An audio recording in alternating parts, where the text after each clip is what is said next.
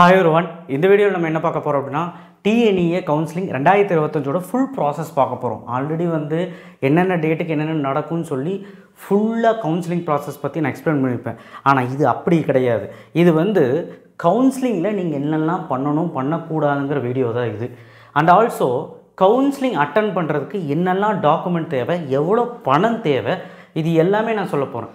சரிங்களா? And also நீங்கள் choice filling எவ்வளோ நாள் பண்ணுவீங்க, அண்ட் டென்டேட்டிவ் அலாட்மெண்ட் கன்ஃபர்மேஷன் என்ன, ப்ரொஃபிஷனல் அலாட்மெண்ட் என்ன, அப்படி எல்லா விஷயத்தையும் நான் இப்படி பண்ண போகிறேன், பேச போகிறேன். And round 1, round 2, round 3 3 round இருக்குங்க. இந்த 3 ரவுண்டில் வந்து பார்த்திங்கன்னா ஒரு ரவுண்டு கவுன்சிலிங் எப்படி நடக்கும்னு பார்க்கலாம். 3 ரவுண்டுமே கிட்டத்தட்ட இந்த மாதிரி தான் நடக்கும். சரிங்களா? ஆனால் கட் ஆஃப்க்கு ஏற்ற மாதிரியும் ரேங்க் ஏற்ற மாதிரியும் பிரியும். நான் முதலே சொன்ன மாதிரி 178லேருந்து 200க்குள்ளே இந்த வருஷம் கூப்பிட்றக்கு வாய்ப்பு இருக்குது ரவுண்டு 1.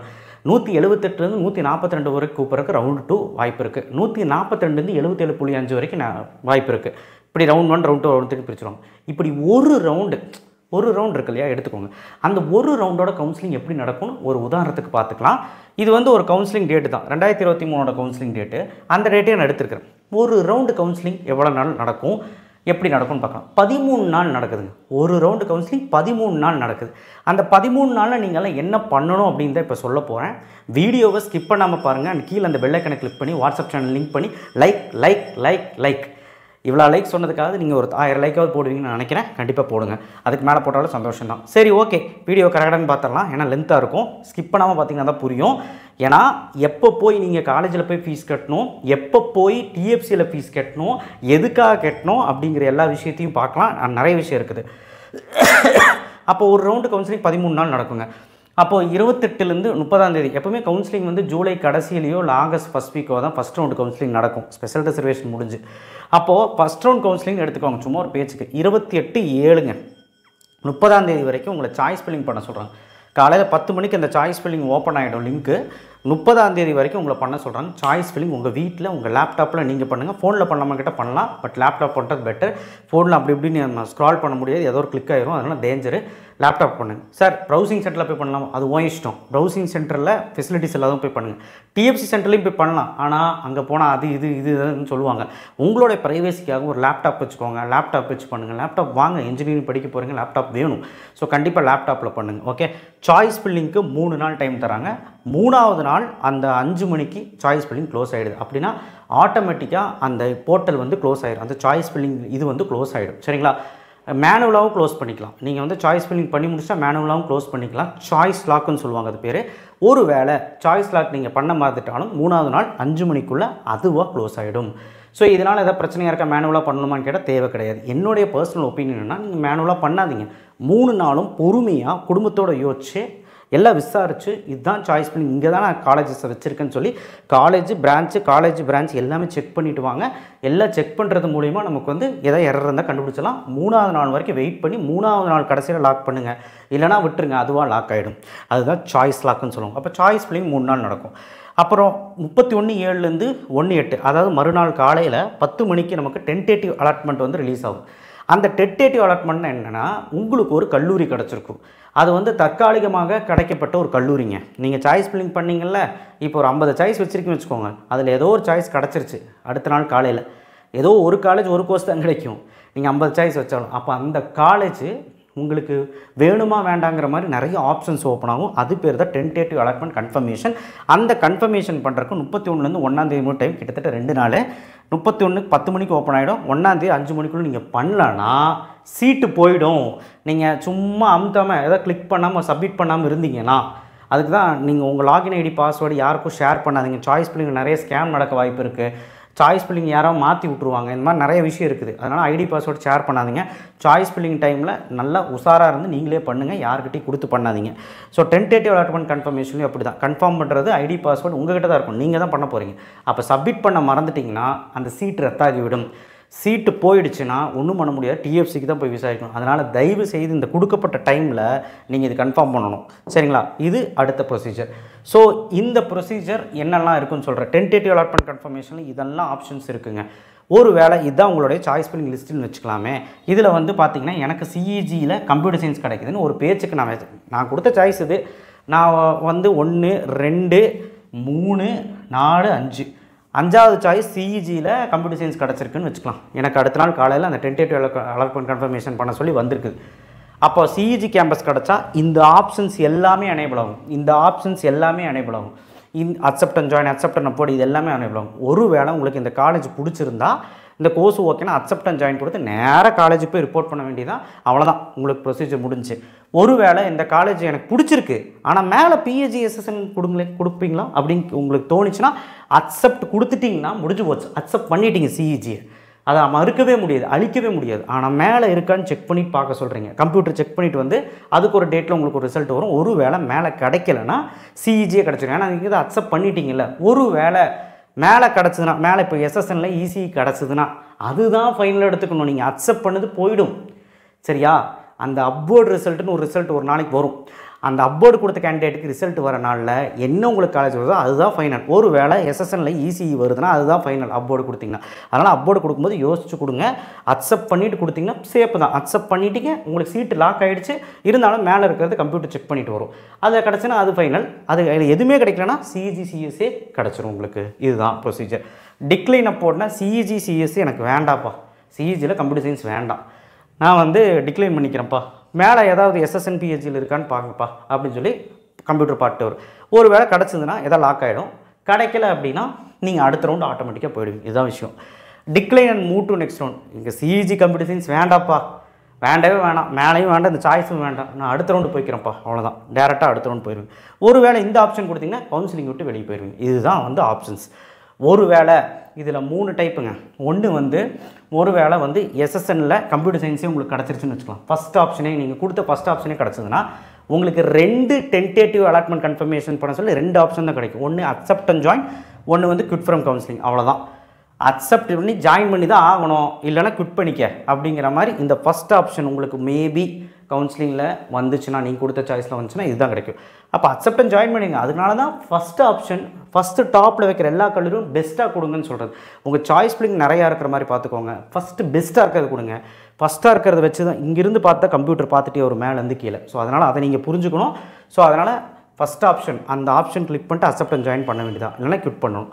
ஒரு வேளை உங்களுக்கு அதர் தென் ஃபஸ்ட் ஆப்ஷன், அதாவது எஸ்எஸ்என் சிஎஸ்சி இல்லாமல் எஸ்எஸ்எனில் இசிஇ ஒரு வேளை சாய்ஸாக உங்களுக்கு அமைஞ்சா, ஒரு வேளை கிடச்சிருந்தா, டென்டேட்டிவ் அலாட்மெண்ட் கன்ஃபர்மேஷன் பண்ண சொல்லி கிடச்சிருந்தா உங்களுக்கு எந்த ஆப்ஷன் ஓப்பன் ஆகும்னா இந்த 5 ஆப்ஷனும் ஓப்பன் ஆகும். எஸ்எஸ்என் ஃபஸ்ட் ஆப்ஷன் சிஎஸ்சியை தவிர எந்த ஆப்ஷன் உங்களுக்கு கிடச்சாலும் இந்த 5 ஆப்ஷன் ஓப்பன் ஆகும். உதாரணத்துக்கு நான் சொன்னேன்ல, 5வது ஆப்ஷன் கிடச்சா இந்த 5 ஆப்ஷன் ஓப்பன் ஆகும். அதனால தான் சாய்ஸஸ் நிறைய கொடுங்க, ஒரு கை பார்த்துடலாங்கிறது. So accept and upward, accept and decline upward, decline move to next round, quit from counselling. இதுக்கான அர்த்தம் புரிஞ்சுக்கும். இதுக்கும் நான் தனியாக வீடியோ போடுறேன். இப்போ எனக்கு புரியலனா இந்த கன்ஃபர்மேஷன் நீங்கள் பண்ணி தான் ஆகணும். அது 2 நாளுக்குள்ளே பண்ணலன்னா உங்களுக்கு சீட்டு ரத்தாகிவிடும், போய்விடும். அப்புறம் டிஎஃப்சியில் தான் போய் கேட்டுட்ருக்கணும். ஓகேவா? சரி, ஓகே. அடுத்த ப்ராசஸ் என்னென்னு பார்க்கலாம். டென்டேட்டிவ் அலாட்மெண்ட் கன்ஃபர்மேஷன் முடிஞ்சிருச்சு. கன்ஃபார்ம் பண்ணிட்டீங்க, ஏதோ ஒன்று கன்ஃபார்ம் பண்ணிட்டீங்க. Release of tentative allotment. இப்போது அலாட்மெண்ட் உங்களுக்கு ஒன்று வரும். அதாவது அக்செப்ட் அண்ட் ஜாயின் யார் கொடுத்துருக்கீங்களோ அவங்களுக்கு ஒரு அலாட்மெண்ட் வரும். அந்த அலாட்மெண்ட்டில் சொல்லியிருக்கிற சர்டிஃபிகேட்ஸ் எல்லாமே எடுத்துகிட்டு காலேஜுக்கு போகணும். சரிங்களா? ஒரு வேளை அக்செப்ட் அண்ட் அப்வோர்டு யார் கொடுத்துருக்கீங்களோ அதில் சொல்லியிருக்க சர்டிஃபிகேட்ஸு, ஃபீஸு எல்லாமே சேர்த்து டிஎஃப்சி சென்டருக்கு போகணும். அப்போ டிக்ளைன் அப்போர்டுக்கும் மூவ் டு நெக்ஸ்ட் ரவுண்டுக்கும் எந்த வேலையும் கிடையாது. டிக்ளைன் கொடுத்த எந்த கேண்டிடேட்டுக்கும் எந்த வேலையும் கிடையாது. அக்செப்ட் அண்ட் அப்போர்டுக்கும் அக்செப்ட் அண்ட் ஜாயினுக்கு தான் வேலைங்க. அப்போ அக்செப்ட் அண்ட் ஜாயின் கொடுத்தவங்களுக்கு ஃபஸ்ட் சொல்லிடுறேன், கோ டு காலேஜுக்கு போயிடுங்க. 2ஆம் தேதியிலேருந்து 6ஆம் தேதி முழு டைம். உதாரணத்துக்கு நான் சொன்ன டேட்டு கவுன்சிலிங் இப்படி தான் நடக்கும். அதான்.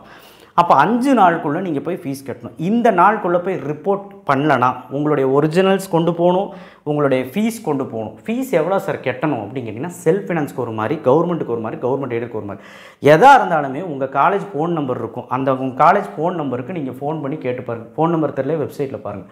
வெப்சைட்னால் அந்த காலேஜோட வெப்சைட்டில் பாருங்கள். நீங்கள் ஃபோன் நம்பர் அடிச்சுட்டு எவ்வளோ ஃபீஸ் கொண்டு வரணும் என்னங்கிறது. செல்ஃப் ஃபினான்ஸ் காலேஜ்னால் அவங்க சொல்கிறது தான். ஹாஸ்டல் ஃபீஸு, டியூஷன் ஃபீ எல்லாம் சேர்த்து கட்ட சொல்லலாம். இல்லை டியூஷன் ஃபீ மட்டும் இப்போ பே பண்ணுங்கள், ஒரு மாதத்தில் ஹாஸ்டல் ஃபீ பே பண்ணுங்கன்னு சொல்லலாம். இல்லை டியூஷன் ஃபீ மட்டும் இப்போ பே பண்ணிட்டு போயிருங்க, நீங்கள் காலேஜ் ஜாயின் பண்ணும்போது ஹாஸ்டல் ஃபீஸ் பே பண்ணுங்கள் அப்படின்னு சொல்லலாம். எதாக இருந்தாலுமே அவங்க கையில் தான் இருக்குது. செல்ஃப் ஃபினான்ஸ் சொல்கிறது நீங்கள் கேட்கணும். ஒரு வேளை சார் எவ்வளோ சார் ஃபீஸ் வரும், செல்ஃப் ஃபினான்ஸ்னால் 1.5 லட்ச ரூபா கண்டிப்பாக வரும். ஹாஸ்டலோட சேர்த்தினா கண்டிப்பாக 2.5 to 2 லட்ச ரூபா கண்டிப்பாக வரும். கவர்மெண்ட்டாக இருந்தால் 30 to 40 தான் வரும். கவர்மெண்ட் எய்டடாக இருந்தால் 50 to 60 தான் வரும். அது எல்லாமே சேர்த்து தான் சொல்கிறேன், ஹாஸ்டலோடு சேர்த்து. ஸோ எந்த காலேஜோ அந்த காலேஜுக்கு நீங்கள் ஃபோன் பண்ணிடுங்க.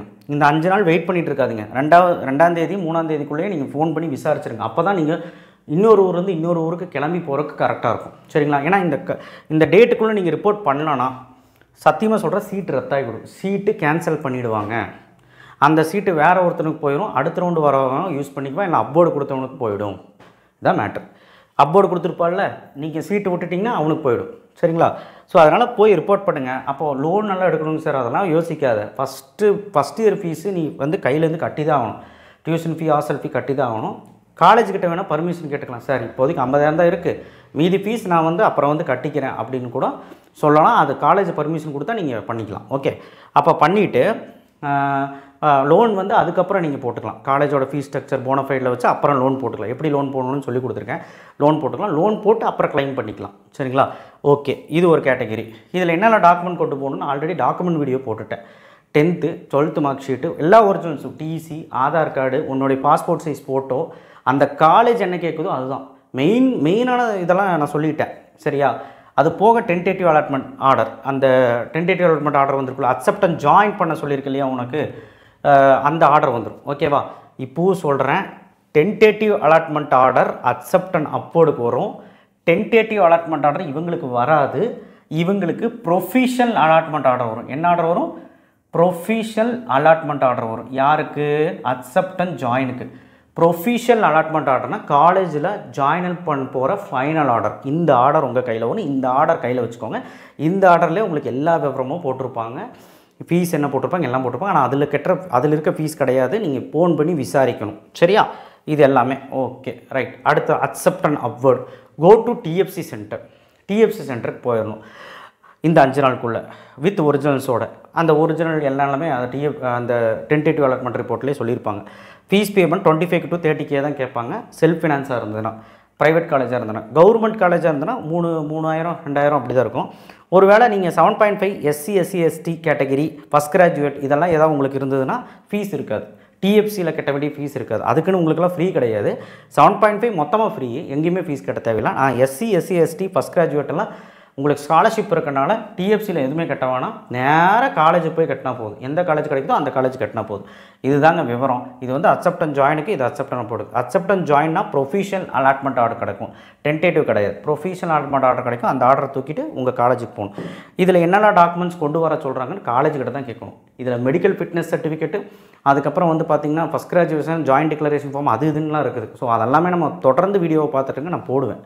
ஸோ அடுத்தது ஃபைனலாக 9ஆம் தேதி ஒரு ரிப்போர்ட் வருதுங்க, ரிசல்ட் வருது. அக்செப்டன்ஸ் அப்போர்டு கொடுத்துருப்பீங்கள, யாரெல்லாம் டிக்ளைன் அப்போர்டு கொடுத்துருப்பீங்களா, அப்போர்டு கொடுத்தவங்களுக்கு ப்ரொஃபிஷனல் அலாட்மெண்ட் ஆர்டர் ரிலீஸ் ஆகும். அதாவது ஃபைனல் ஆர்டர் எந்த காலேஜுன்னு வந்திருக்கும் உங்களுக்கு, அந்த காலேஜில் போய் ரிப்போர்ட் பண்ணணும். என்றைக்கு வந்திருக்கணும்? 9/8, லாஸ்ட் 13வது நாள் வரைக்கும் வெயிட் பண்ணணும் அப்போர்டு கொடுத்தவங்க.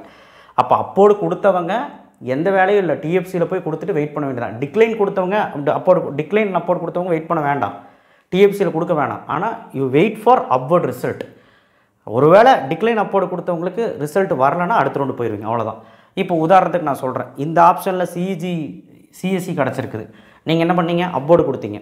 அப்போர்டு கொடுத்துட்டு இதை அக்செப்ட் பண்ணிட்டீங்க. கரெக்டாக அக்செப்ட்னு அப்போர்டு சொல்லிகிட்டு இருக்கேன். இதை அக்செப்ட் பண்ணிட்டீங்க. இதை அக்செப்ட் பண்ணி மேலே இருக்க காலேஜை கேட்டிருக்கீங்க. உங்களுக்கு ப்ரொஃபிஷனல் அலாட்மெண்ட் ரிலீஸ் ஆயிடுச்சு. ஒன்று என்ன வரும்னா அக்செப்ட் பண்ணிக்கிறது வரும், இல்லைனா மேலே இருக்கிற அப்போர்டு இருக்கிறது வரும். ஏதோ ஒன்று தான் வரும், ரெண்டுமே வராது. ஒருவேளை மேலே நான் அப்ளை சொன்ன மாதிரி எஸ்எஸ்என்ல ஈஸியாக வந்துருச்சுன்னா நீங்கள் சிஇஜியை மறந்துட வேண்டியதுதான். ஒருவேளை மேலே எதுவும் கிடைக்கல, சிஇஜி தான் கிடைக்குன்னா அதுதான் ஃபைனல்.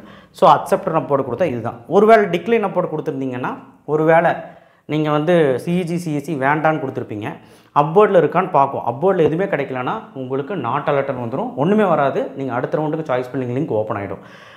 அதுவே வந்து ஏதாவது கிடச்சிதுன்னா, ஒரு பிஹெச்சி சிஎஸ்சியில் பிஹெச்சியில் சிஎஸ்சி கிடைக்குதுன்னு வச்சுக்கோங்களேன், அது உங்களுக்கு ப்ரொஃபஷனல் அலாட்மெண்ட் ஆர்டர் வரும். கிடச்சிதுன்னா, கிடைக்கலன்னா அடுத்த ரவுண்ட் போயிடும். இதுதான் விஷயம். அப்போர்டுக்காரங்க கொஞ்சம் பார்த்து பண்ணணும், சாய்ஸ் ஃபில்லிங் நல்லபடியாக பண்ணணும். ஸோ ப்ரொஃபஷனல் அலாட்மெண்ட் ஆர்டர்னா நான் தான் சொன்ன ஃபைனல் ஆர்டர். அந்த ஆர்டரை தூக்கி எந்த காலேஜ் கிடச்சதோ அந்த காலேஜில் உங்கள் ஒரிஜினல் டாக்குமெண்ட்டும் என்ன ஃபீஸ் அவங்க சொல்கிறாங்கன்னு ஃபோன் பண்ணி கேட்கணும். கவர்மெண்ட் எய்டட், செல்ஃப் ஃபினான்ஸ் எதாக இருந்தாலுமே ஃபோன் பண்ணி கேளுங்க. என்னெல்லாம் டாக்குமெண்ட் கொண்டு வரணும், காலேஜ் பொறுத்து மாறும். மேண்டிட்டரியான டாக்குமெண்ட் நீங்கள் கவுன்சிலிங் கொடுத்த டாக்குமெண்ட் வச்சுருப்பீங்க. அது போக என்ன வேணும்னு கேளுங்க. Medical fitness, joint declaration form வேணும்னு சொல்லுவாங்க. அதுக்கப்புறம் ஒரு சில காலத்துக்கு ஃபஸ்ட் கிராஜுவேஷன் இருந்தால் ஃபஸ்ட் கிராஜுவேஷன் கொண்டு போகணும். போஸ்ட் மெட்ரிக் ஸ்காலர்ஷிப் இருந்தால் போஸ்ட் மெட்ரிக் கொண்டு போகணும். ஸோ அதை தவிர 10th 11th 12th வச்சுருப்பீங்க, டிசி வச்சுருப்பீங்க, ஆதார் கார்டு வச்சுருப்பீங்க, பாஸ்போர்ட் சைஸ் வச்சுருப்பீங்க. ஸோ ஒருவேளை ஸ்போர்ட்ஸ் கோட்டாவாக இருந்தீங்கன்னா ஸ்போர்ட்ஸ்க்கு எல்லா சர்டிஃபிகேட் வச்சுருப்பீங்க. ஸ்பெஷல் ரிசர்வேஷனாக அதுக்கு தகுந்த மாதிரி எல்லா சர்டிஃபிகேட் வச்சுருப்பீங்க. இந்த மாதிரி எல்லா சர்டிஃபிகேட்டும் நீங்கள் ரெடியாக வைக்கணுங்கிறதுனால தான் ஃபஸ்ட்டு அது வீடியோ போட்டேன். ஸோ இதுதாங்க 13 நாள் கவுன்சிலிங். இதில் உங்களுக்கு எந்த டவுட் வரும், நிறைய டவுட்டு வரும். உங்களுக்கு இப்போ ஒன்றுமே புரிஞ்சிருக்காது, ஸ்லைட்லி புரிஞ்சிருக்கும். ஆனால் நிறைய விஷயங்கள் இருக்குது. நம்ம தனித்தனியாக இது பார்ப்போம். நான் இப்போ அது ஒட்டுக்காக சொல்லிட்டேன், தனித்தனியாக பார்ப்போம். இப்போது ஒரு வேளை 5 நாளுக்குள்ளே ஃபீஸ் கட்டலைன்னா நமக்கு சீட்டு போயிடுமான்னு கேட்டால் கண்டிப்பாக போயிடும். அது அப்போர்டு கொடுத்த காரனுக்கு எதுக்கு யாருக்கோ அடுத்த ரேங்க் இருக்கவனுக்கு போயிடும். அப்போர்டு கொடுத்துருப்பால, அப்போ அந்த சீட்டு உனக்கு இல்லை, நீ தான் ரிப்போர்ட் பண்ணல, அதனால் அப்போர்டு கொடுத்தவனுக்கு போயிடும். இந்த மாதிரி தான் ப்ராசஸ் நடந்துக்கிட்டே இருக்கும். ஸோ அதனால் இதை புரிஞ்சுக்கிட்டு கவுன்சிலிங் நல்லா புரிஞ்சுக்கிட்டு நல்லபடியாக பண்ணுங்கள். இன்னும் நிறைய விஷயங்கள் பேசணும். நான் இப்போ வெளியோட்டமாக தான் சொல்லியிருக்கேன் 13 நாள் எப்படி கவுன்சிலிங் நடக்கும் அப்படின்னு. சாய்ஸ் ஃபில்லிங்னா என்ன, ஸ்கேம் என்ன, சாய்ஸ் ஃபில்லிங்னா என்ன தவறு பண்ணக்கூடாது, டென்டேட்டிவ் அலாட்மெண்ட் கன்ஃபர்மேஷனோட விவரம் என்ன, அந்த ரிப்போர்ட் எப்படி இருக்கும் எல்லாமே காட்டுறேன். ப்ரொஃபஷனல் அலாட்மெண்ட் ஆர்டர்னா என்ன, அதோட ரிப்போர்ட் எப்படி இருக்கும் எல்லாமே காட்டுறேன். ஸோ அதனால் தொடர்ந்து நம்ம வீடியோஸை பார்த்துட்டே இருங்க. லிஸ்ட் ஆஃப் காலேஜஸும் நான் போட்டுட்ருக்கேன். ஸோ அதனால் கவுன்சிலிங் சம்மந்தமாக எந்த டவுட்டாக இருந்தாலும் நம்மளுக்கு கேட்கலாம். And thank you. ஷேர் பண்ணுங்கள், சப்ஸ்கிரைப் பண்ணுங்கள், மறக்காமல் பெல் ஐக்கானை ப்ரெஸ் பண்ணுங்கள்.